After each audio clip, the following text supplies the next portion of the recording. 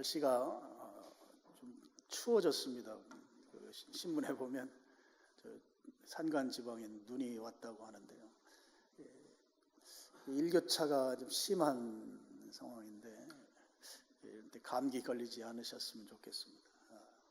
근데 또 추운 게 감사한 것은 우리가 호흡하는데 어려움을 주는 미세먼지가 없어서 또 감사하기도 한데, 또 여러분 이제 막 봄이 되면서 감기 걸려서 또 힘들지 않길 바랍니다. 오늘 말씀은 야곱이 이제 43절 보면 매우 번창했다 이런 표현이 나오죠. 하나님께서 야곱을 축복하신 이야기, 조금 더 리얼하게 말씀드리면 야곱이 이제 부자된 이야기 오늘 함께 나누고 싶습니다. 30절 그 앞에 부분 25절 이후부터 우리가 쭉 같이 읽어야 되는데 시간 관계상 32절부터 읽었습니다.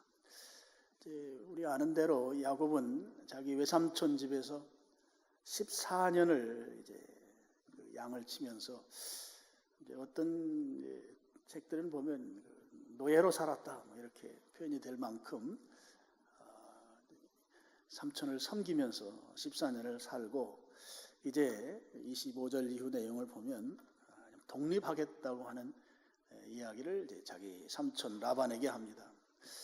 27절 이후에 이제 라반 이야기는 야곱 때문에 그동안 경제적으로 상당한 이제 부요를 누리게 된 라반 입장에서 야곱을 독립하도록 그냥 두고 싶은 마음이 전혀 이제 없었던 것입니다. 그래서 이제 야곱을 설득하죠. 설득하는 내용을 보면 이제 27절 마지막 부분에 보면 내가 나를 사랑스럽게 여기거든 그대로 있어라.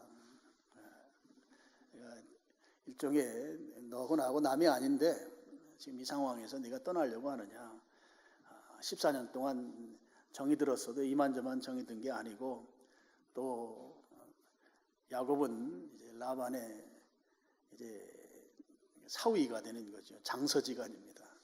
이런 관계를 외면하고 떠날 수 있는가? 일종의 이제 인정에 호소하는 거죠. 같이 있자 그런 것입니다. 그리고 그 뒤에 28절을 보면 품삯 이야기를 해요. 내가 너 연봉 많이 줄게, 월급 많이 줄 테니까 나하고 같이 있자. 다른 데 가봐야 큰 수가 없다. 월급으로, 급여로 이제 같이 있자고 이제 호소하는 것이죠. 근데 31장 7절 보면 이 삼촌이 야곱에게 품삯 주는 것을 10번이나 변경했다 이런 표현이 나와요. 그러니까 라반의 이런 이야기들을 야곱이 그냥 고지고대로 받아들일 수 없는 것을, 그런 어떤 상황들이 이제 알려주는 것이죠. 그래서 야곱이 이제 29절 이하에서 그런 이야기를 합니다. 내가 14년 동안 삼촌 열심히 섬겼습니다. 근데 이제는 저도 처자가 있는데 이대로 살다가는 우리 자식들이 앞으로 어떻게 살지 걱정이 됩니다. 그러니까 저도 독립해서 나도 재산도 모아야 하고 우리 가족들도 건사해야 하고 또 우리 자녀들도 잘 키워야 하니까 계속 제가 이대로 살 수 없습니다. 그러면서 31절, 32절, 33절 내용 상당히 길게 말했는데 그런 것이죠. 지금 양을 치고 있잖아요. 염소를 치는데 이 염소의 그 털 색깔이 흰색이 아니면, 그러니까 단색이 아니면 색깔 있는 건 다 저에게 주십시오. 그걸 품삯으로 저에게 주시면 제가 있겠습니다. 이런 것이에요. 라반은 색깔 없는 것, 보통 우리가 흰색에 가까운 그런 단색이면 삼촌 것이고, 털이 아롱지든지 얼룩지든지 아니면 검든지 색깔 있는 것은 제 품삯으로 주시면 좋겠습니다. 그렇게 말했어요. 그랬더니 34절에 이 라반이 그래 그렇게 하자 이런 표현을 이제 한 거예요. 이 라반은 굉장히 탐욕스러운 사람이에요.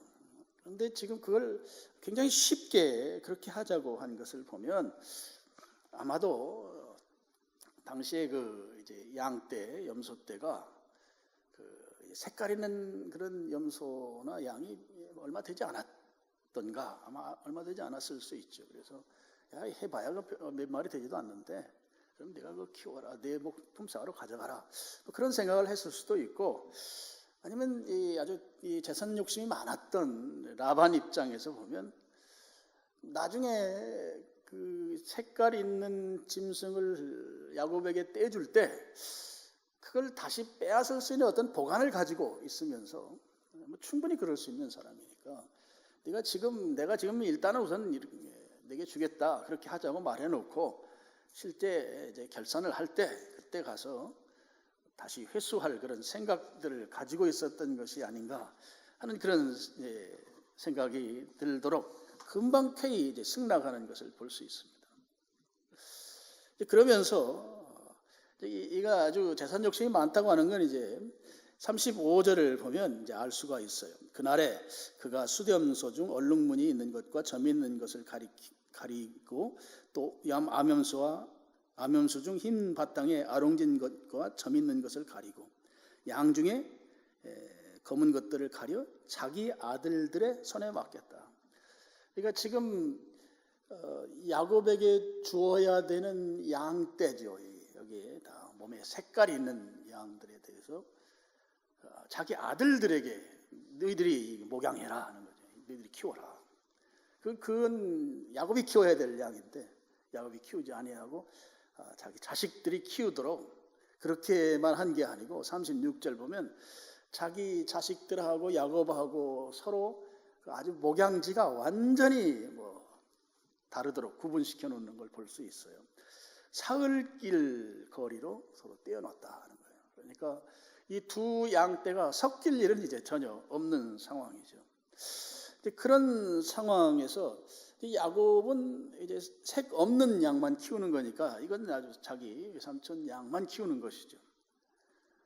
거기에서 색깔 있는 양이 나온다고 하는 것은 지금 라반의 사고방식 속에는 이제 전혀 없는 것입니다. 그리고 누가 봐도 흰색 양이니까 흰색 새끼 낳을 것이다, 그렇게 생각할 수 있는 부분이죠.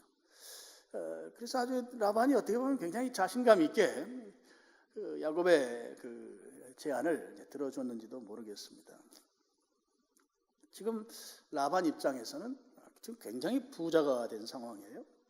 근데 더 부유하게 되고 싶은 그 욕심이 지금 야곱의 그 간절한 소원을 좀 아주 묵살한 것 같은 그런 행동을 취하고 있는 것입니다.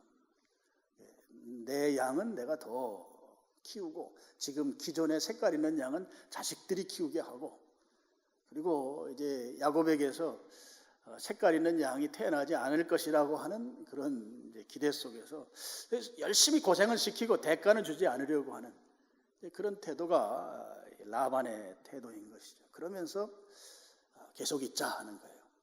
인정이죠. 인정주의죠. 인정에 호소하는 것입니다. 우리가 남이냐 하는 거예요. 그 속에는 내 것은 내 것이다. 근데 내 것도 내 것이다. 이런 사고방식이 꽉 차 있는 사람이 이제 라반이죠.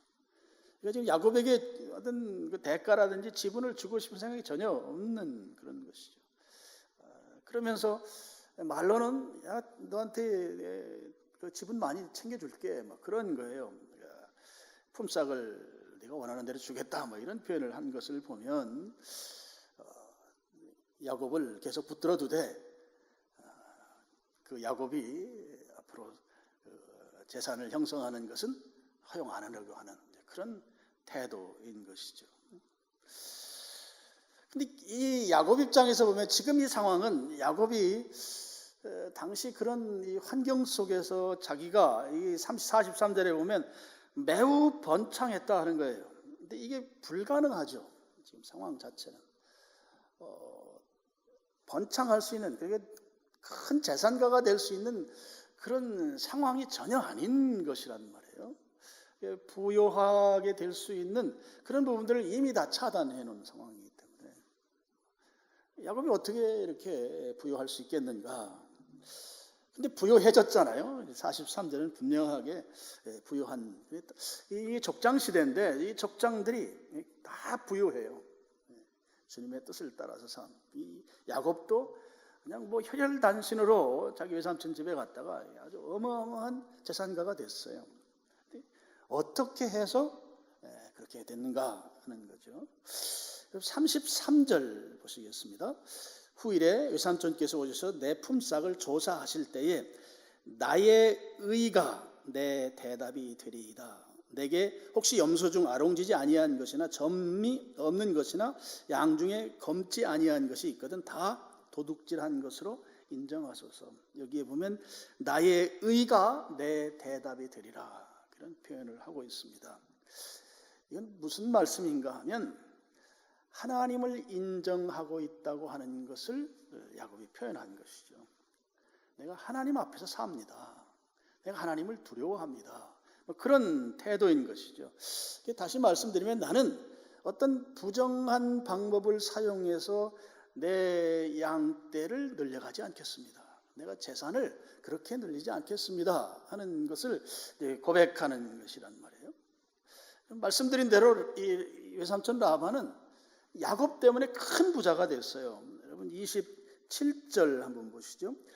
라반이 그에게 이르되 여호와께서 너로 말미암아 내게 복 주신 줄을 내가 깨달았다. 야곱이 하나님과 함께하는 그 야곱으로 말미암아 라반이 하나님의 큰 복을 받았다 하는 것이에요. 여러분 30절 상반절도 한번 보시죠. 내가 이제 야곱 이야기입니다. 내가 오기 전에는 외삼촌의 소유가 적었는데 번성하여 때를 이루었습니다 하는 것이죠. 여호와께서 외삼촌에게 복을 주셨습니다. 야곱이 외삼촌 집에 있으면서 외삼촌은 얼떨결에 큰 부자가 된 거예요. 야곱 때문에. 그러면 지금 야곱이라고 하는 사람이 14년 동안 외삼촌 집에 있으면서 그 큰 부자가 됐고, 물론 여기에 하나님의 이름이 나오지만 야곱은 그 양 치는 것과 관련해서 아주 특별한 이 목양의 노하우를 가진 사람인 것이죠. 양을 치면서 특별한 어떤 실력을 가지고 있었던 것으로 봐야 할 것입니다. 그래서 야곱이 가서 일하는 곳에서는 이게 매출이 늘어나는 거예요. 말하자면 많은 소득을 만들어내는 것이란 말이에요. 근데 그런 야곱에게 있어서 당시의 직업이 이제 목축업이니까, 뭐 물론 자기 소유는 아니지만, 근데 야곱이 일하는 곳에서는 아주 탁월한 결과물을 만들어내는, 그에게 우리가 잘 알지 못하지만 양을 기르는 데는 특별한 노하우, 특별한 실력이 야곱에게 있었다, 그렇게 볼 수 있는 부분이죠. 그런데 나의 의가 내 대답이 되리이다. 33절에 그런 걸 보면 야곱은 인간적이거나 세상적인 방법은 사용하지 않고 하나님께서 주시는 어떤 특별한 것을 통해서 이 목양을 하고 있다. 그런 것을 우리로 하여금 분명하게 성경이 소개해주고 있습니다. 아무리 세상적 방법이 확실하게 부를 축적할 수 있는 방법일지라도 하나님이 기뻐하지 아니하면 그런 방법은 사용하지 않겠다고 하는 거죠. 하나님이 지지하지 않으면 아무리 그 방법을 통해서 내가 아주 많은 부를 축적할 수 있더라도 그거 하지 않겠다고 하는 것이 33절의 분명한 내용입니다. 여러분, 오늘 우리가 자본주의 사회를 살고 있어요. 이게 쉽지 않습니다. 이런 부분들에서. 그리고 우리가 사는 삶이 개별적 삶이 아니라 완전히 구조 속에서, 시스템 속에서 살고 있기 때문에 나 혼자만 정직할 수도 없는 시스템이에요. 쉽지 않은 그런 상황인 것이죠. 그러니까 이제 오늘 우리 시대는 살아가면서 너무 정직하면 가난할 수밖에 없다든지, 성실하게 산다고 해서 그 결과가 성실하게 돌아오지 않는다든지, 이런 표현들을 쓰고 있습니다. 그러니까 그리스도인일지라도 적당히 해서 살아가야 살 수 있는 시대다, 이런 표현을 하는 것이죠. 오늘 야곱을 통해서 보면 이제 그런 삶의 방식은 지지받을 수 없는 것이에요. 근데 우리 시대에 우리가 살아가는 이 삶의 환경은 이제 계속 그런 쪽으로 우리의 삶을 유도해 간다고 할까요? 적당히 삶, 적당히. 근데 지금 야곱은 아주 분명한 것이에요. 나의 의가 내 대답이 된다. 만약에 흰 것이 하나라도 있으면 삼손과 내가 도둑질한 사람입니다 라고 할 정도로 하나님 앞에서 하나님을 두려워하면서 살았던 사람입니다. 제가 언젠가 오래전에 읽은 글이, 아주 재밌는 글이 하나가 있었어요. 여러분, 개미와 배짱의 이야기 아시죠? 개미는 열심히 일해서 자기 먹을 양식을 굴에 이제 저장해 놓고, 배짱이는 나무 위에 앉아서 노래를 부르고, 겨울이 됐을 때 개미는 아주 따뜻하고 풍요롭게 먹고 살았지만 배짱이는 얼어 죽었다, 그런 동화가 있어요. 근데 그런 동화가 잘못됐다는 거예요. 그러면서 이제 내용이 그렇게 나옵니다. 개미는 너무 일만 많이 해가지고 허리가 잘려서 죽었대요. 일만 너무 많이 해서. 근데 배짱이는 여름에 배짱이가 부른 노래가 대히트를 쳐서 외국 공연도 나가고, 그리고 뭐라더라, 이 음원을 통해서 떼돈을 벌었다고. 해석이 전혀 다른 해석을 하는 것이죠. 이 개미와 배짱이 이야기가 오늘 시대상을 좀 많이 반영한다고 볼 수 있어요. 이 땅에서 우리가 성실하게 사는데, 성실하게 사는 그것이 결코 우리에게 대가를 지불하지 못한다, 그렇게 대가로 우리에게 돌아오지 않는다고 하는 그런 인식들이 있는 것이죠. 그러니까 이 개미와 배짱이의 이 전통적 교훈이 무시되고, 오히려 노래했던 배짱이는 출세하고, 열심히 일한 개미는 허리를 다치고 허리가 잘려서 일찍 죽고 이런 식의 이제 이야기로 변질되는 것을 보면 오늘 시대상을 반영하고 있다고 볼 수 있습니다. 그럼 예레미야 시대에도요, 예레미야가 하나님께 그런 질문을 해요. 어떤 질문인가 하면, 하나님을 제대로 섬기지 아니하고 우상 섬기고 적당히 사는데, 이 적당히 사는 사람들이 잘 되는 것에 대해서 하나님께 질문을 합니다. 그 질문이 예레미야 12장 1절에 나와요. 우리 스크린을 보시고 한번 같이 읽어보겠습니다. 여호와여, 내가 주와 변론할 때에는 주께서 의로우시니이다. 그러나 내가 주께 질문하옵나니 악한 자의 길이 형통하며 반역한 자가 다 평안함은 무슨 까닭이니까? 우리들이 충분히 할 수 있는 질문이잖아요. 우상 숭배하고 적당히 신앙생활하는 사람이 이게 잘 되는 거 이게 됩니까? 이런 질문이란 말이에요. 우리도 그런 사고방식 갖고 있죠. 열심히 사는 사람 하나님 축복해 주셔야 잘 살지. 근데 이 예레미야 시대에 그 예루살렘에 있으면서 당시에 그 제사장들이라든지 그 종교 지도자들, 거짓 선지자들이 아주 호화롭게 살았단 말이죠. 그걸 보면서 예레미야는 아주 그 선지자로서 굉장히 고달픈 삶을 살았어요. 하나님 당연히 질문할 말이죠. 저렇게 사는 사람들 하나님 그냥 두시면 안 되는 거 아니에요? 망해야 하는 거 아닙니까? 그래서 사람들을 하여금 교훈이 되게 하셔야지 왜 형통하게 하십니까? 하나님께 대해서 등진 사람이 평안하게 산다고 하는 건 이건 있을 수 없는 일 아닙니까? 이런 질문인 것이죠. 물론 이제 그 뒤에 대답이 나옵니다만 하나님께서 이렇게 대답하십니다. 한 구절만 보면 예레미야 12장 5절입니다. 5절 같이 또 한번 읽어볼까요? 만일 네가 보행자와 함께 달려도 피곤하면 어찌 능히 말과 경주하겠느냐?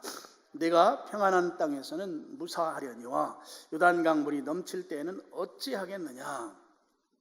지금 이 말씀은 무슨 말씀인가 하면, 너 그거 한 가지 이렇게 내 눈에 볼 때 좀 불합리해 보이고 하나님이 그런 거에 대해서 일일이 이렇게 다루지 않는 것 때문에 일희일비하지 말아라 하는 거예요. 지금 하나님이 예레미야를 좀 타이르는 것이죠.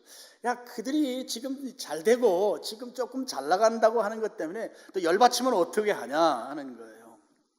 앞으로 지금 그거보다 더 큰 일이 생길 텐데 그때 가면 더 열받쳐가지고 제대로 숨도 못 쉬겠네, 뭐 이런 뜻입니다. 그러니까 지금 보행자하고 달리는데도 피곤하면 앞으로 말하고 네가 경주하게 될 때 너 그때 열받쳐서 제대로 걷지도 못하겠다, 그런 말씀인 것이죠. 이 주님의 이런 말씀은 그런 것입니다. 지금 현재 배부르게 먹고 평안하고 잘 나가는 것 같지만 조금 지나면 여기 성경에 나오는데 말과 경주하는 것과 같은 큰 일이 그들에게 닥칠 것이다. 그때가 되면 그들은 뼈저리게 그들의 삶에 대해서 깨우치고 통탄하면서 후회할 것이다. 그런 말씀입니다. 지금의 형통은 잠시적인 것일 뿐이지 그것 때문에 내가 지금 그걸 일희일비한다고 하는 것은 그건 지금 너의 마땅한 태도가 아니다. 주님의 하나님의 말씀이 그런 것입니다. 앞으로 조금 있으면 이제 네 나라가 망해서 바벨론에게 멸망하고 그리고 가서 아주 죽도록 고생할 건데 지금 그런 앞으로 벌어질 그 일이 지금 기다리고 있는 이 사람들에게 지금 조금 따뜻한 데 살고 따뜻한 밥을 먹고 있다고 하는 것 때문에 열받치지 말아라, 그런 뜻이죠. 지금 주님께서 주시는 형통이라고 하는 것이 악한 자의 형통은 정말 잠시적인 것이죠.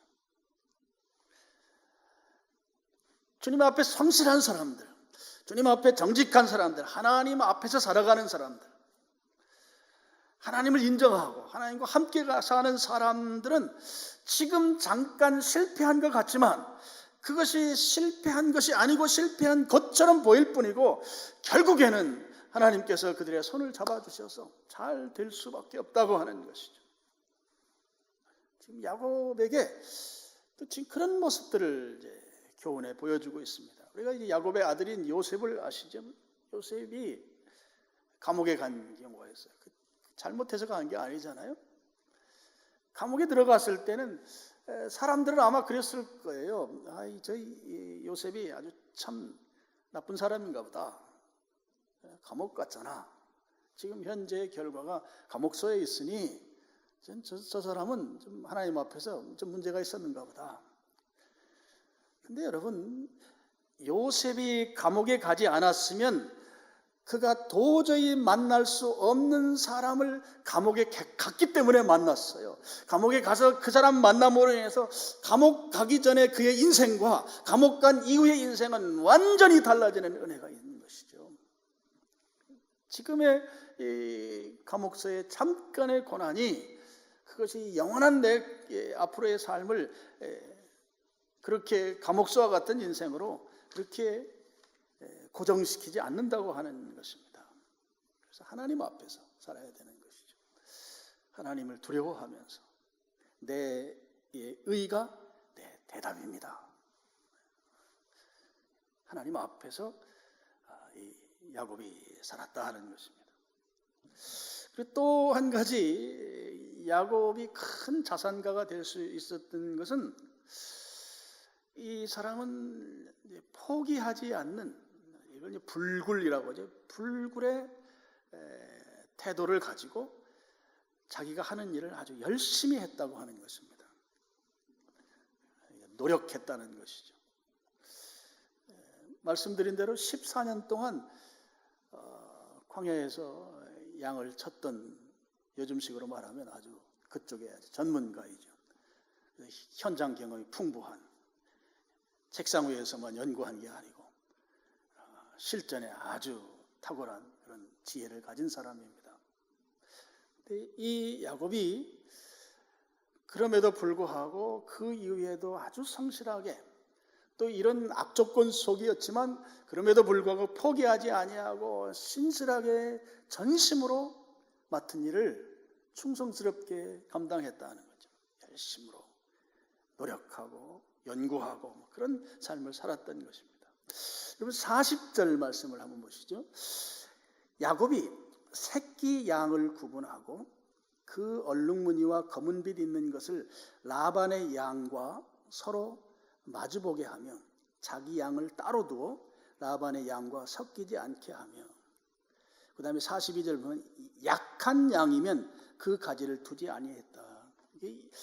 지금 이 야곱의 노력은 정말 현장에서 익혀진 그 경험적 지혜들이 다 동원되고 있어요. 그래서 삼촌의 양과 이 아주 새끼 양은 구분하고 약한 양은 또 따로 놓고 하면서, 여기에 이제 라반의 40절에 라반의 양과 서로 마주보게 하며, 이 표현은 이제 그 교미를 시켰다는 아주 점잖게 성경이 표현한 표현입니다. 그래서 그렇게 강한 양, 아주 건강한 양들끼리 교미를 시킴으로 인해서 더 건강한 이제 숫양을 얻을 수 있게 되는 것이죠. 이 숫양이 건강하면 이제 그것을 통해서 이제 야곱은 자기가 원하는 많은 양을 이제 얻어낼 수 있게 되는 것이에요. 이 숫양은 물론 몸에 색깔이 있는 양이어야 합니다. 여러분, 동물의 세계에서는 힘센 숫양이 많은 암양을 거느릴 수가 있습니다. 자기 차지가 되는 것이죠. 야곱이 그런 동물의 습성을 활용한 것이에요. 그래서 어떻게 해서든지 이 몸에 색깔이 있는 아주 힘센 양을 뭐 요즘식으로 하면 품종 개량을 한 거예요. 그 일을 연구하고 노력한 것이죠. 그 현장에서 얻은 경험을 가지고 그렇게 해서 자기가 앞으로 자기 품삯이 될 만한 양떼를 만들어내기 위해서 이 숫양 키우기를 한 것입니다. 그러면 한 마리의 숫양이 다른 많은 암양들을 차지할 수 있게 되기 때문에, 그렇게 되면 이제 거기에서 이제 생산되는 많은 새끼들이 몸의 색깔을 갖게 되는 이 원리를 야곱이 이용한 것이다 하는 겁니다. 그래서 건강한 숫양 만드는 일을 했다고 하는 것을 우리 40절, 41절, 42절에서 볼 수 있습니다. 근데 여러분, 원래 자기 삼촌으로부터 받을 때는 몸의 피부에 흰색의 색이 없는 양들을 치도록 그렇게 자기의 목양의 양들의 그런 걸 받았습니다. 근데 지금 몸에 색깔이 있는 양들이 태어나는 것이죠. 이것은 우리가 예전에 학교 다닐 때 배운 그 유전 법칙 때문에 그런 것입니다. 멘델이라고 하는 분이 완두콩 가지고 실험을 7년 동안인가 해서 부모 세대에는 그 우성만 나오지만 그 자녀 세대에 가면 또 열성의 인자가 나와서 그 할아버지 세대에 있었던 그 유전이 손자 세대에 드러난다 하는 그런 법칙이 멘델의 유전 법칙이죠. 야곱은 이미 경험적으로 그 유전의 법칙을 알고 있었던 사람인 거예요. 이걸 학문적으로 어떤 실험을 통해서 법을 만든 건 지금보다 200년도 채 안 됩니다. 멘델이라고 하는 사람이 이런 법칙을 세상에 소개한 것이. 근데 이미 아주 오래전에 새끼 세대에는 흰색이지만 손자 세대에는 이 아롱진 것이 나올 수 있다고 하는 그걸 경험으로 한 것이죠. 그래서 지금 그 경험을 아주 극대화시키고 있는 거예요. 극대화시켜서 이제 색깔 있는 양이 새끼를 이제 출산하면 이제 색깔 있는 양을 나오게 되어 있죠. 그 다음 세대 가면 이제 흰색 양이 또 나오겠죠. 멘델의 법칙, 유전 법칙에 의하면 그런 것입니다. 그래서 야곱은 어떤 우두머리 수컷을 생산하는 일, 그 지배하면서 같은 색깔의 양을 생산할 수 있고, 어떤 멘델의 유전 법칙을 활용해서 자기 몫의 개체수를 늘려가는 것. 자기가 맡은 일에 대해서 자기가 지금까지 경험해온 그 지혜를 총동원해서 연구하고 노력하고 수고했다는 거예요. 그렇게 했을 때 이 자기 몫의 큰 자산가로 세워질 수 있었다 하는 것입니다. 물론 우리 성경에요, 37절 39절까지 보면 당최 이해가 안 되는 그런 방법이 하나가 나와요. 거기 나무, 세 종류의 나무를 소개하고 겉껍질을 벗겨내고 그 속껍질을 가지고 이 짐승떼가 먹는 물 마시는 그곳에 그것을 두면 물 먹으러 온 양들이 새끼를 베고 출산하면 이제 바로 이제 야곱이 그동안 연구한 그리고 노력한 대로 색깔 있는 새끼들이 태어난다 하는 것입니다. 제가 이거 좀 얼토당토않잖아요, 내용 자체가. 그래서 참고 서적을 여러 개 찾아봤는데 뭐 이제 다양해요, 의견이. 근데 그래도 그 중에 가장 제가 좀 동의하는 것이 그런 거예요. 이 세 가지 종류의 나무 껍질을, 속껍질이죠. 이 속껍질 속에서 짐승들의 그 생식 욕구를 자극시키는 어떤 성분들이 아마 나오지 않았을까. 그래서 성경에 나오는 대로 물 먹으러 왔다가 이제 교미를 하는 거잖아요. 그래서 아마 그런 쪽의 어떤 성분을 그 나무들 속껍질이 가지고 있었지 않았을까. 그런 하여튼 좀 좋게 해석을 하면 이제 좀 비신앙적인 해석들도 많이 있는데 저는 제가 볼 때 제일 설득력이 있는 것 같아요, 그것이. 그래서 이 생식 욕구를 자극시키는 어떤 성분, 뭐 그런 것이 이 나무들에서 나와서 그냥 두면 뭐 여러분 우리 양계장에서 닭을 키울 때 하루에 계란을 하나 낳는 것을 밤중에 불을 켜놓으면 뭐 2개 낳고 뭐 3개 낳는다고 뭐 그런 것처럼 어쨌든 이 새끼를 더 늘려가기 위해서 이 야곱은 할 수 있는 모든 방법을 다 동원하고 있는 그런 모습을 이제 보여주고 있습니다. 자기가 그동안 경험해왔던 경험, 또 지혜, 또 전해 내려오는 그 어떤 민간의 속설 뭐 이런 것까지 다 동원해서 자기 품삯이 될 수 있게 만드는 일에 최선의 노력을 하고 있는 그런 모습인 것이죠. 여러분 이런 것들은 우리도 본받아야 될 부분이죠. 열심히 노력하는 거예요. 포기하지 아니하고 내가 가진 능력과 또 지혜와 실력, 경험을 총동원해서 지금 하고 있는 일에 열심을 하는 것이죠.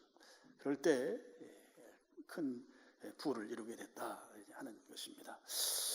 그 다음에 한 가지 더 말씀을 드리면 이제 뭐 지금 이런 것들은 뭐 사람의 어떤 수고와 노력들이지만 그러면 사람이 수고하고 노력한다고 해서 다 잘 되는 것은 아닙니다. 우리가 인생을 살면서 이미 경험하고 있는 부분이죠. 그럼 어떻게 해야 잘 되는가 하면 하나님이 도우셔야 잘 되는 것이에요.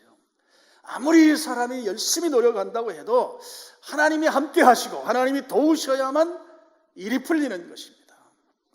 그럼 잠언 16장 33절 말씀을 같이 한번 읽어보겠습니다. 제비는 사람이 뽑으나 모든 일을 작정하기는 여호와께 있느니라.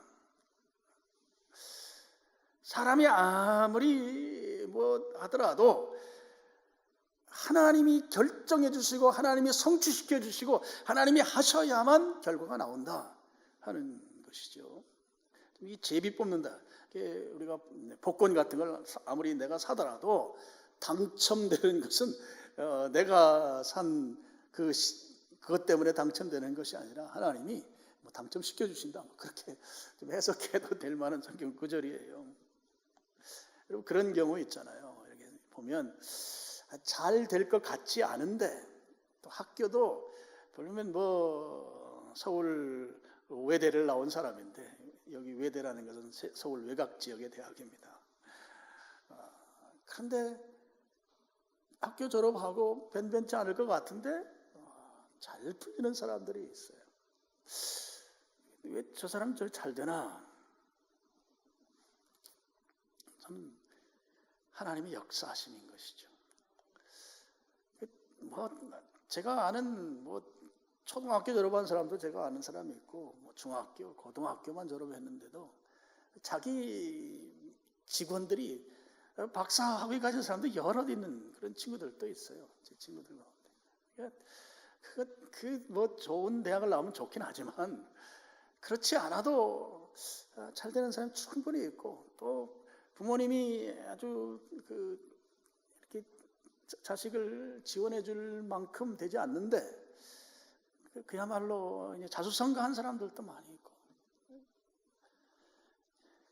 지금 야곱이 물론 열심히 노력했어요. 노력하니까 잘 돼야 되는데, 여러분 노력하는 것으로 잘 된다고 하는 것에 우리가 그 문장에 동의하는 것, 물론 잘 될 수 있고 잘 될 확률은 없지만, 하나님이 역사하시지 아니하면, 하나님이 돕지 아니하면 인간적으로 아무리 열심히 한다고 해서 되는가?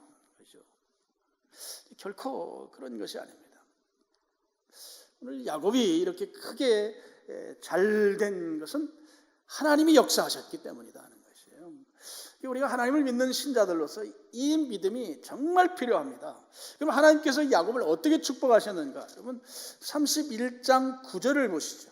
9절 같이 읽어보겠습니다. 31장 9절, 하나님이 이같이 그대들의 아버지의 가축을 빼앗아 내게 주셨느니라.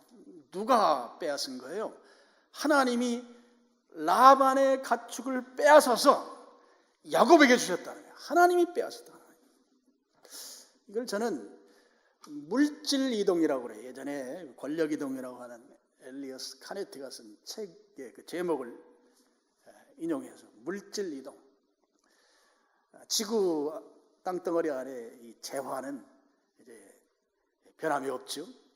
근데 그 재화가 어느 곳으로 가는가?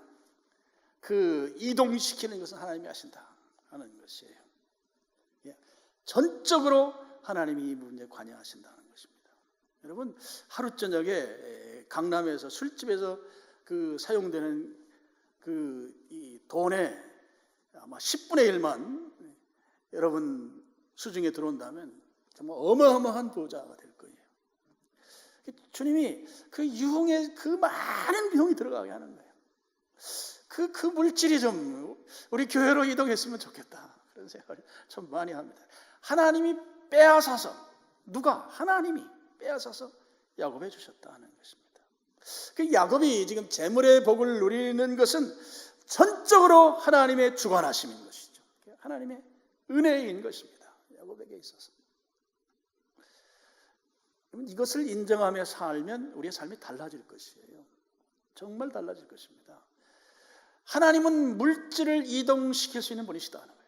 하나님 그렇게 물질 이동을 하신 분이시다 하는 거예요. 내가 하는 게 아니고 하나님이 그렇게 하시는 것이에요. 하나님께서 하십니다. 여기에 대한 전적 신뢰 속에 살아간다면 우리의 삶이 달라지지 않겠습니까? 우리 가치관이 벌써 완전히 다른 가치관을 가지고 사는데, 어떻게 하면 내가 내 인컴이 늘어나게 할까를 내 인간적 방법을 가지고 아무리 하더라도 하나님이 물질 이동을 시키면 라반의 소유를 빼앗아서 하나님이 야곱에게 던져주시는데, 하나님이 하시는데 말이에요. 하나님께 대한 그런 신뢰가 있는 사람이 힘든 사람이, 능력 있는 사람이죠. 그리고 그 사람이 얼마나 자신감을 가지고 세상을 살아가겠습니까? 그래서 지금 43절이 이에 그 사람이 매우 번창하여 양떼와 노비와 낙타와 나귀가 많았더라. 매우 번창하여, 누가? 야곱이 매우 번창하게 만드신 분이 누구예요? 하나님이신 것이죠. 하나님. 그래서 그는 하나님 앞에 정직했던 거예요. 하나님 인정하는 삶을 살았어요. 그래서 33절 아까 우리 본 대로 나의 의가 내 대답이 될 것이다, 이런 표현을 한 거예요. 하나님 인정한 것이죠. 내가 잘 살고 못 사는 것은 하나님께 달려 있습니다.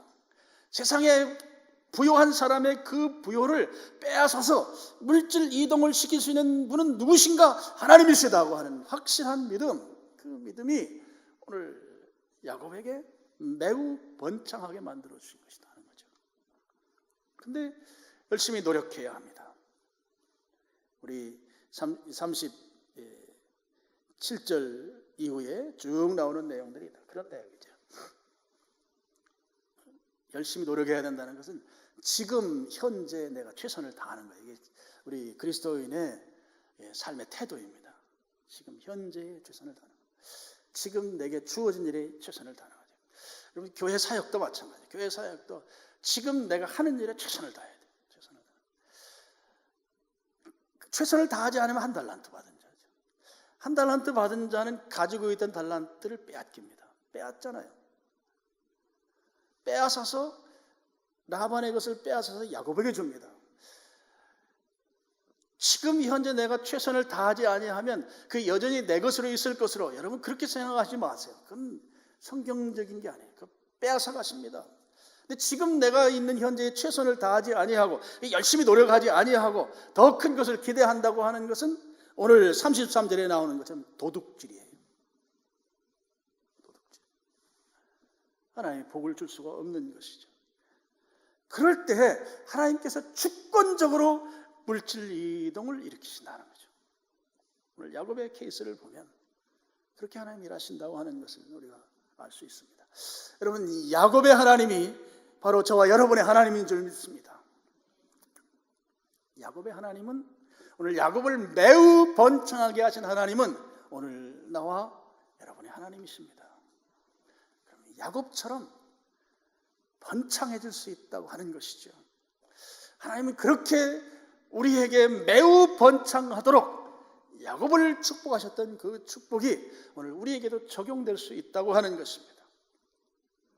그러면 야곱에게서 볼 수 있는 하나님을 인정하는 삶, 하나님 앞에서 정직한 삶, 뒤지는 것 같지만 뒤지지 아니하는, 지금 실패처럼 보이지만 실패처럼 보일 뿐이지 실패가 아닌 궁극적으로 잘 되는 그런 야곱의 삶이 오늘 우리들의 삶이 된다 하는 것이죠. 그리고 현재 내게 주어진 이 일에 최선을 다해야 돼요. 이건 그리스도인의 마땅한 태도예요. 우리 켈빈이 직업 소명론 이야기했던 것처럼 지금 내가 하고 있는 일에 최선을 다해야 돼요. 이게 굉장히 중요합니다. 교회의 일도 마찬가지고, 여러분 사업하는 일이라든지 여러분 생업에 관련된 것도 마찬가지예요. 최선을 다할 때 하나님께서 일하실 거예요. 하나님께서. 내 친구 가운데 하나는 어느 회사에 직원으로 들어갔는데 정말 열심히 했어요. 그냥 납품일이 이달 말이면 이달 말까지 그냥 일해가지고 납품을 못해요. 그러니까 이 친구가 회사 옆에다가 여관에서 자면서 집에도 안 들어가고 그냥 밤새도록 일하고, 졸리면 가서 잠깐 자고 나와서 일하고, 그게 납기를 맞춰서 납품하고. 근데 그게 여러 번 그렇게 몇 년 동안 하다 보니까 이 사장이 간경화증이 됐어요. 사업을 다 할 수가 없는 상황이에요. 근데 이 사장 가족에게 물려주지를 않고 그냥 사무실에 앉아서 일하시는 것, 이 사장이 나는 이 부분은 내가 운영할 테니까 나머지 일은 자네가 다 맡아서 하고, 그리고 여기에 들어간 비용은 매년 분납해서 내라고. 그래서 졸지에 어느 날 갑자기 사장이 간이 안 좋아지면서 졸지에 그 큰 회사, 매출이 많이 일어나는 회사에 둘로 나눠서 한쪽 사장이 되어버렸어요. 열심히 하니까 그 회사 오너도 그거에 감동을 해서 그게 아예 줘버린 거죠. 그런 것이 있는 거예요. 열심히 하는 게 중요합니다. 열심히. 그럴 때 하나님께서 물질 이동을 시킨다. 야곱과 같은 이런 번창한 은혜가 여러분들에게 있기를 주님의 이름으로 축원합니다. 하나님 아버지, 오늘